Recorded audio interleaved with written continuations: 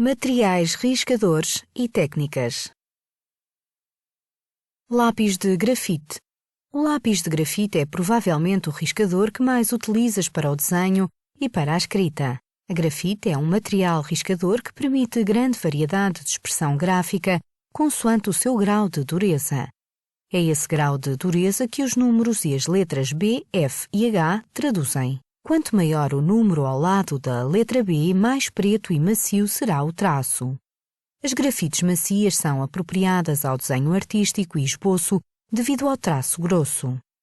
Quanto mais macia for a mina, mais escuro será o seu tom e, neste caso, poderás usar um fixador apropriado, spray, para que o teu trabalho se mantenha inalterado. Apresenta um traço fino e resistente. Grafites apropriadas ao desenho e escrita em geral, também indicadas para sombreamentos. Quanto maior o número ao lado da letra H, mais dura é a grafite, sendo o traço mais fino, claro e suave. Grafites apropriadas para desenho técnico, aplicações sobre papel vegetal ou para superfícies rijas, como, por exemplo, pedra, metal e madeira. As diferentes manchas, linhas e tonalidades devem-se não só aos diferentes graus de dureza dos lápis usados, mas também à força exercida no lápis e à velocidade de registro. Lápis de cor. Os lápis de cor são uma variedade de lápis que, em vez de ter uma mina de grafite, contém minas feitas de talco, pigmentos coloridos e um aglutinador, normalmente goma de celulose. Neste tipo de lápis, a cor torna-se mais intensa ou mais suave conforme se exerce maior ou menor pressão ao pintar. Quando o objetivo é pintar grandes áreas, utiliza-se o lápis quase deitado, sobrepondo várias camadas com direções diferentes até se obter o tom pretendido. Para um efeito de sombreado ou até para a criação de texturas, utilizam-se linhas sobrepostas em diferentes direções. Na pintura a lápis de cor deves ter sempre o lápis bem afiado, não carregar no lápis, mas sim pintar em camadas até se obter o tom pretendido. Começar pelas cores mais claras e depois pelas mais escuras. Ter em atenção o limite das formas ou do desenho.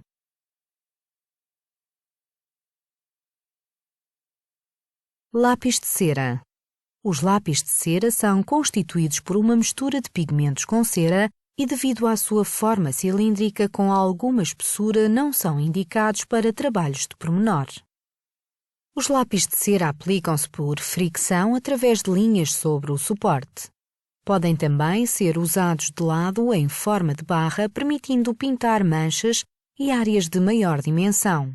As cores podem ser sobrepostas, independentemente de serem claras ou escuras. Riscando com intensidade, o tom escurece e a superfície sobre o suporte torna-se mais opaca. Se os traços forem aplicados de modo suave, o tom torna-se mais claro, evidenciando a textura do suporte.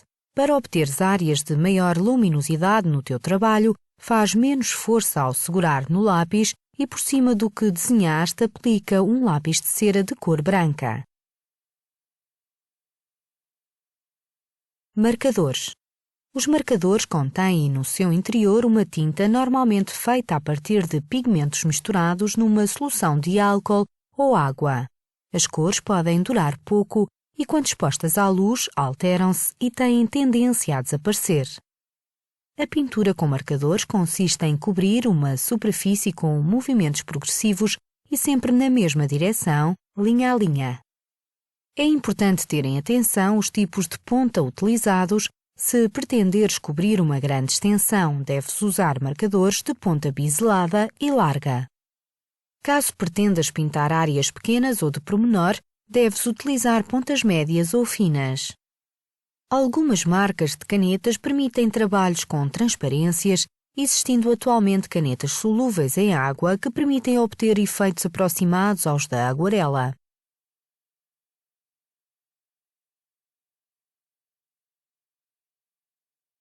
Pastel de óleo. O pastel de óleo é um material idêntico ao lápis de cera, mas o aglutinante dos pigmentos é o óleo, tornando este material bastante mais gorduroso, ideal para criar texturas e efeitos visuais interessantes. O pastel de óleo aplica-se por fricção de linhas, tramas ou camadas. Permite definir manchas e superfícies de cor com maior ou menor opacidade, podendo ser aplicada à mistura de 2 ou mais cores. Com este material podes usar os teus dedos ou um pincel com essência de terebentina para esbater as cores, suavizar contornos, esfumar fundos e modelar as formas de modo muito expressivo. Pastel seco. Tratando-se de um meio opaco e seco, o pastel permite pintar e desenhar realçando a beleza do traço e efeitos da cor. Mistura-se facilmente e produz uma suavidade muito particular. O pastel seco permite pintar, traçar, esfumar, sobrepor e misturar cores. Pode-se pintar ou desenhar com pastel seco por fricção e assim obter linhas tão finas ou grossas quanto permita a ponta ou o comprimento da barra.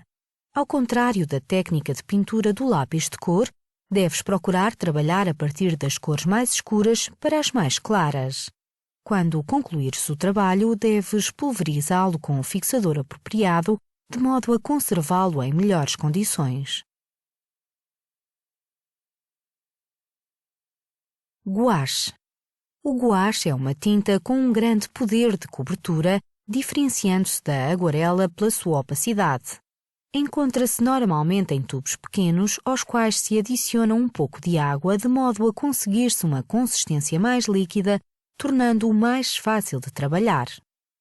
No guache, a tinta deve ser espalhada com o pincel respeitando sempre a mesma direção e sentido. Para evitar que as cores se misturem, deves deixar secar a secção que se acabou de pintar antes de pintar a cor adjacente.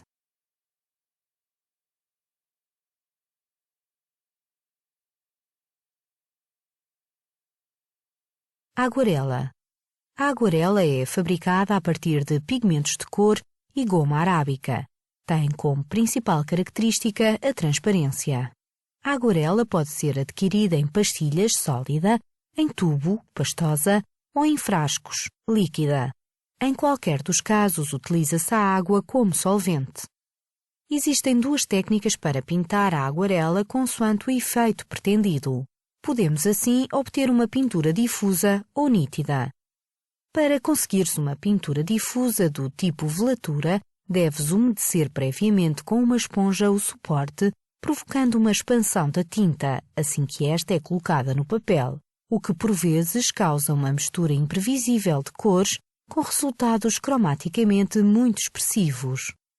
Se pretenderes uma pintura mais nítida, pormenorizada e com formas bem evidenciadas, deves utilizar o papel seco.